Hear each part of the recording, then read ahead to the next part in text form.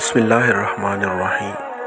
السلام علیکم دوستوں، امید کرتا ہوں آپ سب خیر خیریت سے ہوں گے۔ آج ہم حضرت نوح علیہ السلام کی زندگی کے بارے میں جانیں گے۔ ناظرین، حضرت نوح علیہ السلام اللہ کے برگزیدہ نبیوں میں سے ایک ہیں جنہیں اللہ تعالیٰ نے اپنی قوم کی ہدایت کے لیے بھیجا۔ آپ کا شمار اول الاعظم پیغمبروں میں ہوتا ہے جنہوں نے بہت لمبے عرصے تک اپنی قوم کو اللہ کی طرف بلایا، مگر زیادہ تر لوگ ایمان نہ لائے۔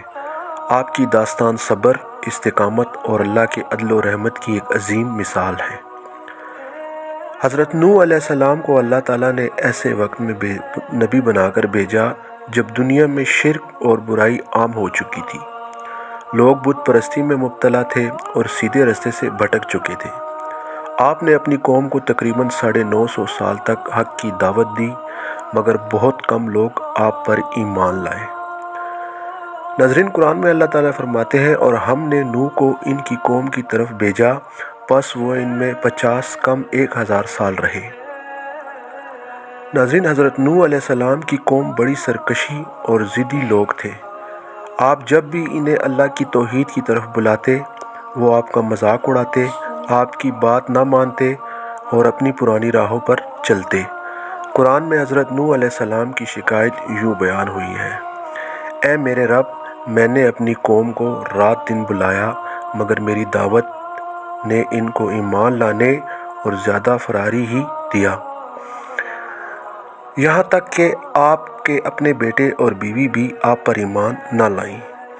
جب حضرت نوح علیہ السلام نے دیکھا کہ ان کی قوم ہدایت قبول کرنے کی بجائے ان کا مذاق اڑا رہی ہے، تو اللہ نے حکم دیا کہ ایک بہت بڑی کشتی بنائے۔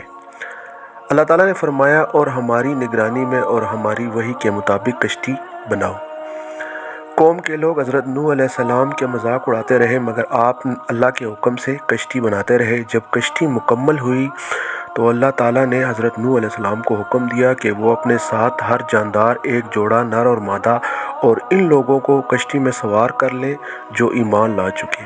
پھر اللہ کا عذاب اور زمین سے پانی ابلنے لگا، آسمان سے بارش برسنے لگی اور ایک عظیم طوفان آ گیا جس نے پوری قوم کو غرق کر دیا۔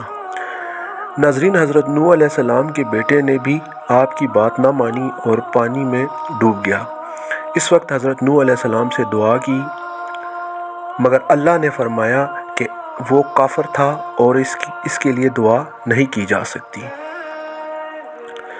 ناظرین، 40 دن کے بعد جب طوفان ختم ہوا تو کشتی جوڑی پہاڑ پر جا کر ٹھہر گئی۔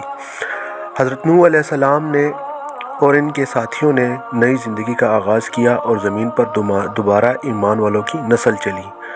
اللہ تعالیٰ نے حضرت نوح علیہ السلام کو ثانی آدم یعنی دوسرا آدم کہا، کیونکہ ان کے بعد دنیا میں صرف وہی لوگ بچے تھے جو کشتی میں سوار تھے۔ ناظرین، صبر اور استقامت ہمیشہ حق کی راہ میں ضروری ہے۔ اللہ کا عذاب ان لوگوں پر ہوتا ہے جو ضد اور تکبر میں مبتلا ہوتے ہیں۔ ایمان نصب سے نہیں بلکہ اعمال سے ہوتا ہے، جیسا کہ حضرت نوح علیہ السلام کا بیٹا نافرمانی کی وجہ سے غرق ہو گیا۔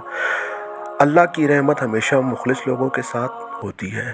ناظرین، اگر آپ کو ہماری ویڈیو اچھی لگی ہو تو سبسکرائب کر لینا، اور انشاءاللہ اگلی ویڈیو میں ملتے ہیں۔ اللہ حافظ۔